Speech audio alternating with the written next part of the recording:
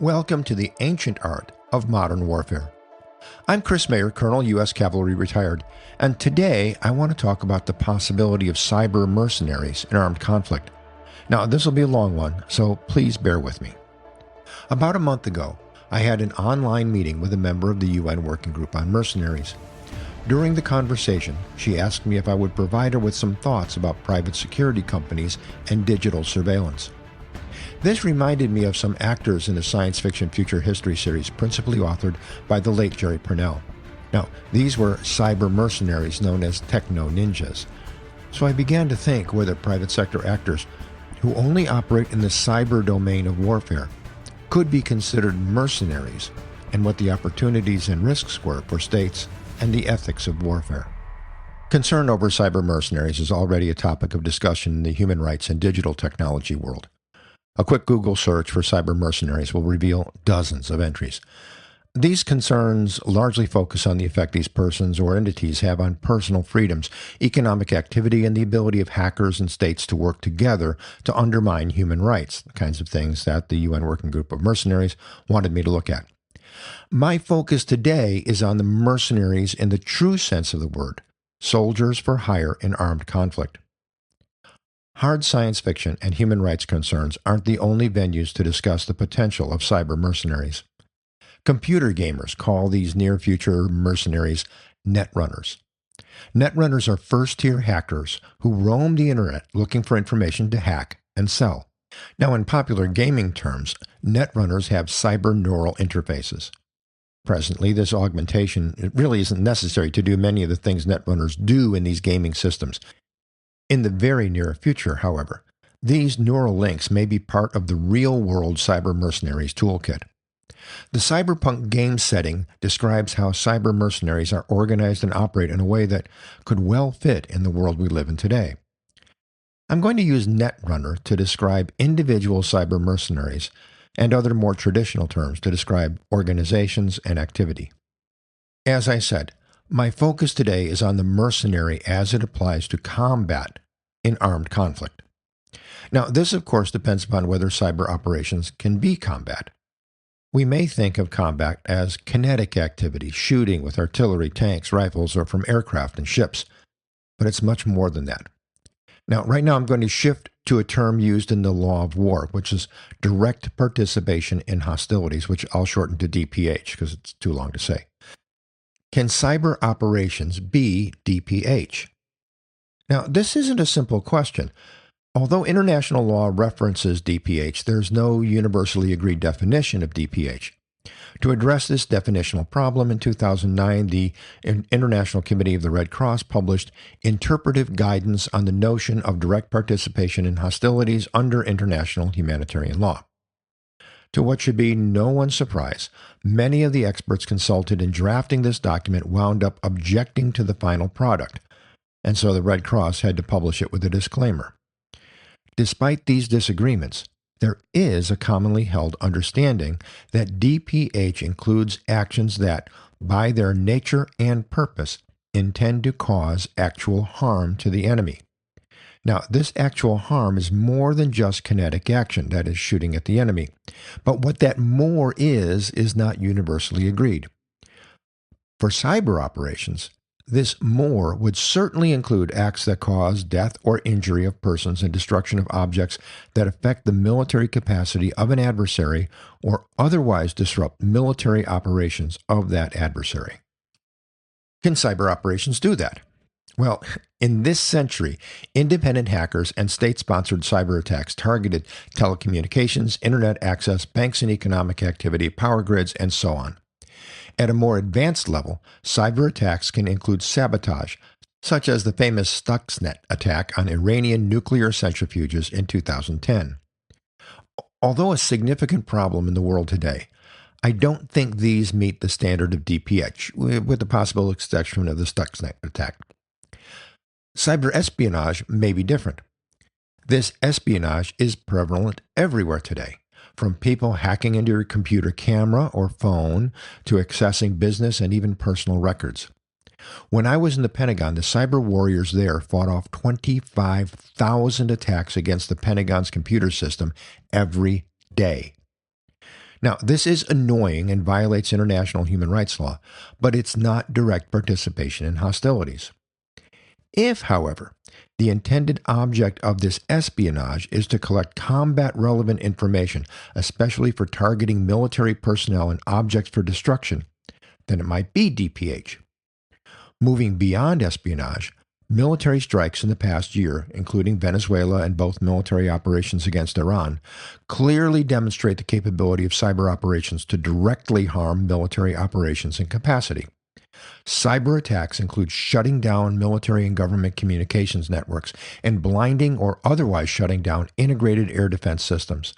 These attacks also seem to include accessing traffic and security cameras, cell phone location, and other infrastructure to locate and target senior political and military leaders. There is a very good argument that this is DPH. Iranian cyber attacks are of a more general nature, targeting economic activity, including the financial sector, oil production, other infrastructure, and releasing personal information about government and military personnel. Now, closer to direct participation in hostilities, there are reports that Iran attempted to spoof GPS signals, which could lead aircraft astray and disrupt GPS terminal guidance of various weapons, which would be DPH. Cyber combat, therefore, is a real thing, and it will increase in capability and forms in the very near future, even without considering the potential application of AI, which absolutely scares me. Next, who does or might conduct cyber warfare, and how does that fit in the existing laws and customs of war? Now, I'm going to start with a review of what's required to be a legitimate combatant under the laws of war. Under the existing laws and customs of war, lawful or privileged combatants are members of the armed forces, including militias and volunteer corps, who are commanded by persons responsible for their subordinates, have a fixed distinctive emblem recognizable at a distance, in other words, a uniform of some sort which distinguishes them from civilians, that they carry their arms openly, and that they conduct their operations in accordance with the laws and customs of war. Anyone directly participating in hostilities who does not meet each of these requirements does so without having combatant privilege. They are, by definition, unprivileged belligerents, also called unlawful combatants. As far as we know, recent and current cyber operations which directly target the opponent's military capabilities have been planned and executed by government forces. For the United States, this would be done through Cyber Command. These complex, well-orchestrated attacks are likely to need months or years to gain and maintain access to systems, preparing for the optimum moment to strike. It's likely that only states have the resources and patience to do that right now. That doesn't mean that the capacity to conduct cyber warfare will remain the exclusive domain of state military forces. Some cyber domain capabilities already exist in the private sector, and it's not difficult to envision recent acts performed by private sector hackers, many of whom could be described as hobbyists, redirected towards active participation in armed conflict. In a very real sense, these persons, whether professional or hobbyists, would be combatants, although unlawful. Directly participating in hostilities as an unlawful combatant is not itself a war crime. Unlawful combatants can, however, be criminally or civilly charged for any death or injury to any person, whether civilian or military, and any destruction of private or public property. The combatant immunity for acts permissible to the armed forces of a state does not apply to unlawful combatants. This should definitely apply to any death, injury, or property damage connected to cyber attacks. The problem, which I'll address shortly, is the ability to hold netrunners and cyber-mercenary organizations accountable for these acts. I'm going to make a hasty generalization and say that there are two general categories of unlawful cyber combatants. First are private military companies, meaning organizations which are regularly incorporated under the laws of the state and which operate under the oversight and control of the contracting state. Cyber combat is not specifically mentioned in international frameworks covering private military and security companies, such as the Montreux Document, but I think that the recommended good practices should still be applicable. More important, the existing legal obligations of states described in Part 1 of Montreux clearly apply to cyber PMCs, just as for any other PMSC. The second category is much more problematic. This is what I am calling cyber-mercenaries. These organizations may or may not be regularly incorporated. They could, theoretically, be stateless, operating from diverse locations. The Montreux categories of contracting, territorial, and home states may not clearly apply to them. They could operate from one or more states that are not parties to the armed conflict at all. They may be hired by a party to the armed conflict through a black program with no public record. They could also be hired by private individuals, with or without state permission to do so. This leads to two key problems with unlawful cyber combatants. First, they blur the line between combatants who are legitimate targets in war and civilians who are supposed to be protected from being direct targets. In the case of cyber-mercenaries, it may be difficult to distinguish between netrunners operating in the cyber domain of warfare, who could be legitimate targets for attack, and non-combatant hackers who, for example, may be running through the net to try to get a scoop for a digital news source or even accredited media accessing publicly available satellite feeds. The second problem is impunity for their actions. If cyber PMCs are hired by a state, then the state is responsible for any acts performed by those PMCs. State use of unlawful combatants is itself a violation of the laws of war. Although being an unlawful combatant is not a war crime, it is a violation of the laws and customs of war for a state to use unlawful combatants to directly participate in hostilities. There is almost no precedent, however, for a state or a military commander to be charged with that violation, unless that state or military commander is also accused of promoting or failing to prosecute war crimes committed by those combatants. A state could theoretically deny that it knows what the PMC is doing, or that the state has no responsibility for the actions of that cyber PMC, but such claims would have no merit. I won't say that states will be held accountable for their use or misuse of contracted cyber combatants, but it's much more probable than accountability for cyber mercenaries. To go back to what I said earlier, these entities are likely to have little to no corporate signature. After all, the skills needed to be a netrunner also provides them the skills needed to cover their tracks. They could operate from dispersed locations from each other and far removed from the zone of armed conflict. They might not work for any government, but could be employed by anyone with enough cash and smarts to hire them. Maybe they only indirectly cooperate with one side or another, or both. Or maybe they work to manipulate the conflict to the benefit of their private sector employer. If they do work for a government, it could be through a black account, as I mentioned before, with monies that are off the books and may be directed or more likely guided by an agent with no direct ties to that government. In my opinion, this could increase the likelihood of war crimes targeting the civilian population or resources. This makes accountability for any war crimes very difficult. I won't say impossible, but certainly difficult. In some ways, these netrunners could be more dangerous than traditional mercenaries. Mercenary soldiers are present on the battlefield. They are visible.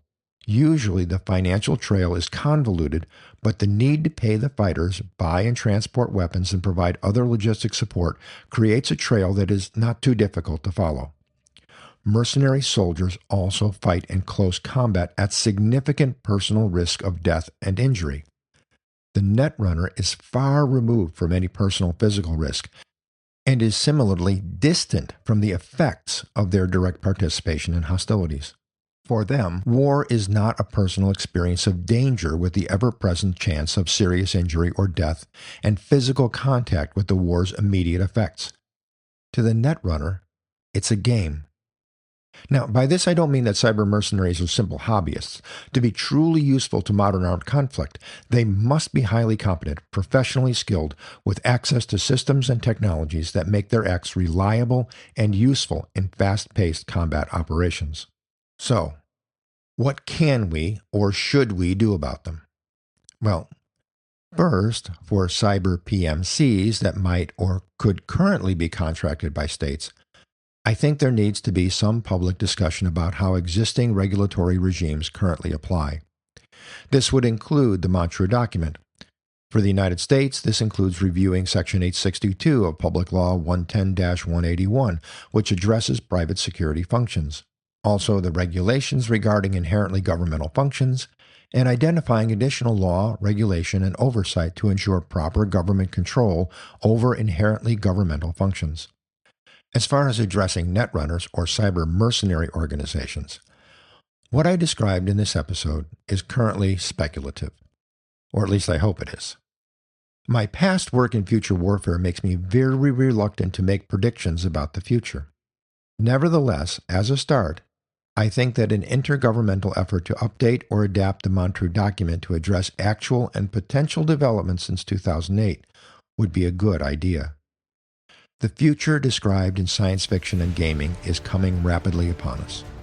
Cyber warfare will not change the fundamental principles of war, but it has the potential to apply those principles in entirely new ways.